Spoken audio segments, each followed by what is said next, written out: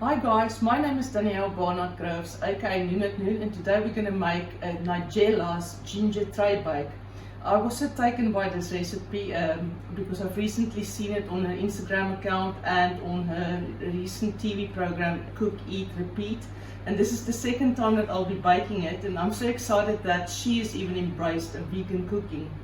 And it's so simple and yummy, and the ingredients are also fairly basic. You're going to need 150 ml of vegetable oil, 125 grams of muscovado sugar, 200 grams of golden syrup, and 200 grams of black treacle, a quarter of a teaspoon of black pepper and sea salt, and then 2 teaspoons of ground cinnamon, ground ginger, 1 teaspoon of ground allspice, an eighth of a teaspoon of ground cloves, 30 grams of finely grated fresh ginger, 250 ml of oat milk, 300 grams of plain flour, and then once everything's mixed together, you're going to come in with 1 tablespoon of bicarb, 2 tablespoons of organic vinegar, and with 2 tablespoons of hot water, and that will make the bake or tray bake rice. And you need to preheat your oven to 170 degrees Fahrenheit, and also prep a 23 centimeter square tin and line it out with parchment paper, and the oven preheated at 170 degrees Celsius. I've already prepped all my ingredients, and you're not going to need any mixer or any fancy equipment, literally just a big saucepan. And I've already added my oil to this, and I'm going to now get the heat on and then add my treacle and my golden syrup to this mixture.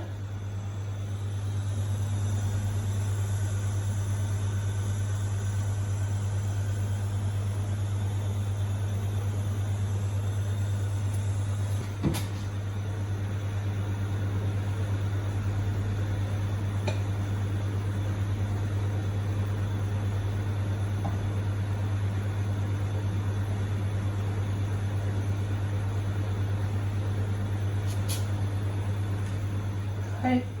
And then go in with your finely chopped prunes, 8 of them.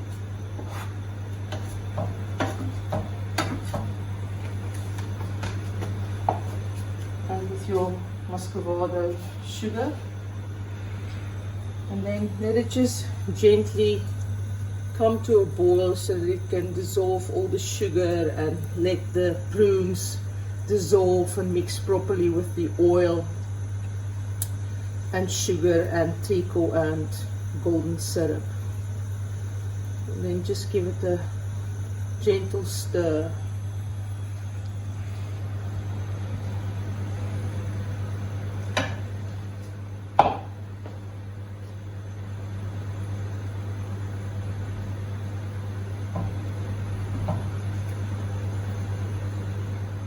And then once you've baked it, you're going to bake it for about 45 to 50 minutes, depending on your oven.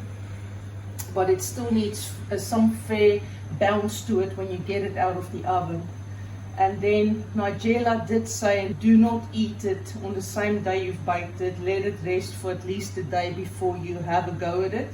And clearly I didn't follow her advice, but I can report that if you keep it for a day and eat it the next day, then all the flavors have matured very nicely together, and it's just a beautiful, rich, aromatic cake. And then you can also serve it with oatly or oat cream and some fresh pomegranate seeds, just to give a little bit of tartiness to all these rich and warm flavors. And then just continuously stir. You don't want to take your whisk out because you don't want your ingredients to burn or stick to the pan.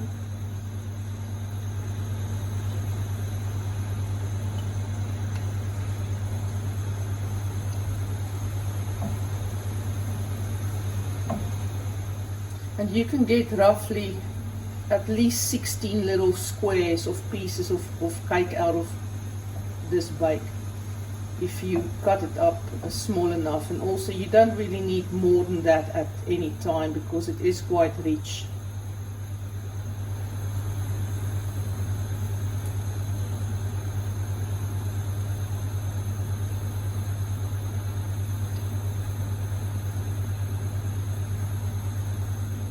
Okay, and then I'm also going to come in with all my spices now.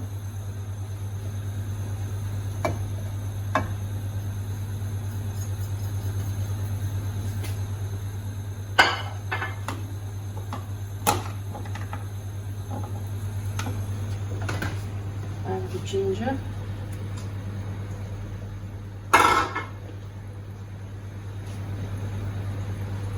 Just stir that through. And it smells amazing.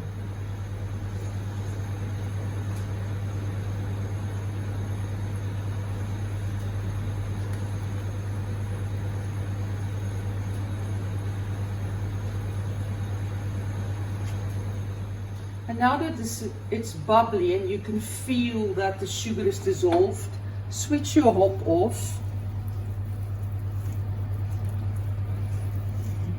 And then come in with your milk.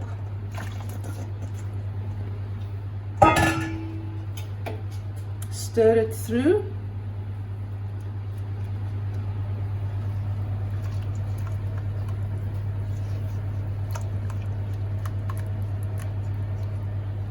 And then you can start adding your flour while you mix, and then don't pour all of it in at once.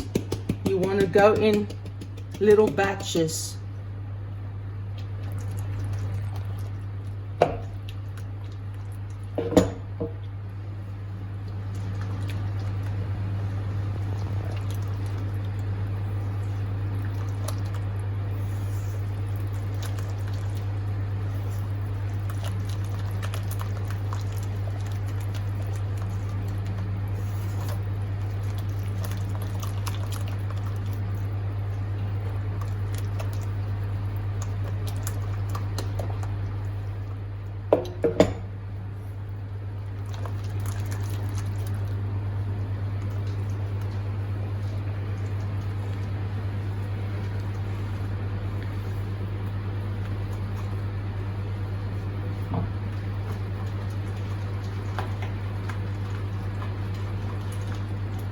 Give it a good whisk because you don't want any lumps in it.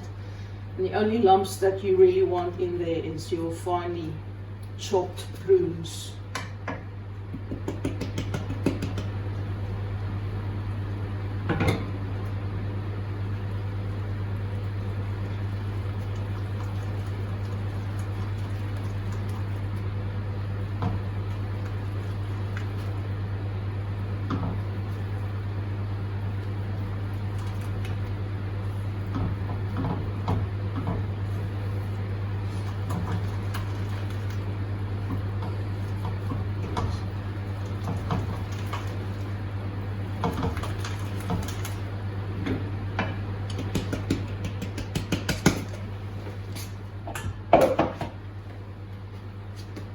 And now for the home run.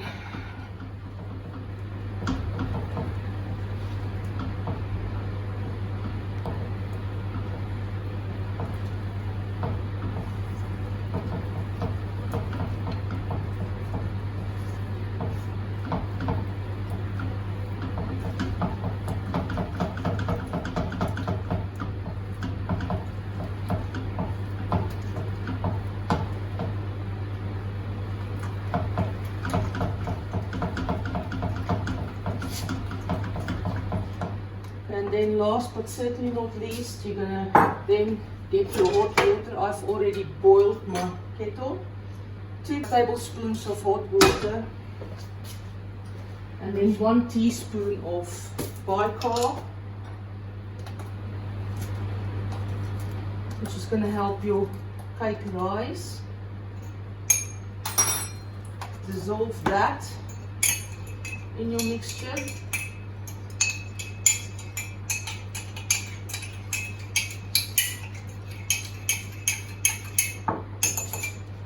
then 2 teaspoons of apple cider vinegar.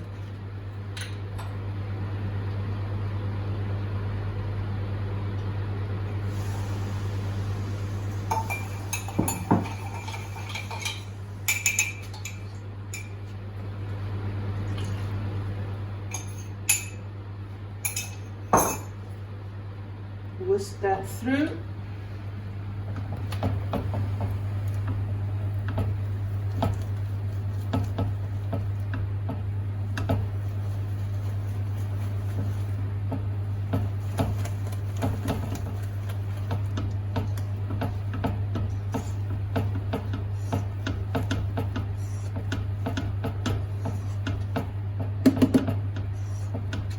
And then it's ready to get into your prepared baking tray.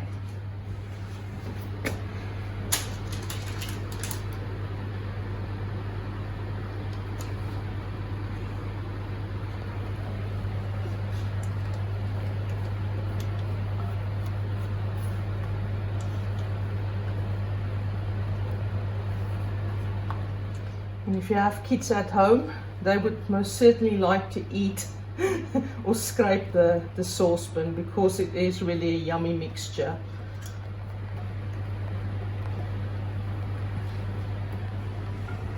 Okay.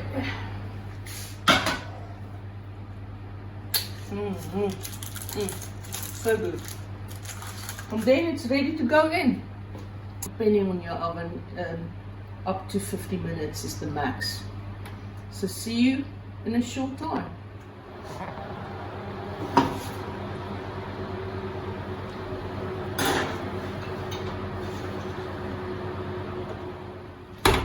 Okay, so the cake, I've kept it in for 45 minutes, and then when I took it out, it was a bit too squidgy for my liking, so I've kept it in for 50 minutes this time around. So, and I'm pretty happy with it now, so I'm going to take it out of the oven.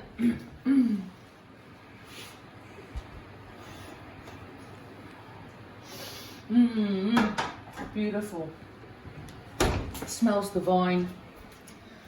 And then just let it cool like that, and you can see it's still got a little bit of bounce. And once it's cooled down, the idea is that you can then lift it out of the tray with the overhang of the parchment paper. And then once it's completely cooled down, what I've done with the previous one I've baked is I wrap it in cling film or foil, and then just forget about it for a day, and then I promise you, you're gonna thank everybody, Nigella, if you've kept it for a day before you start digging into it. So I hope you enjoy it, and thank you, Nigella.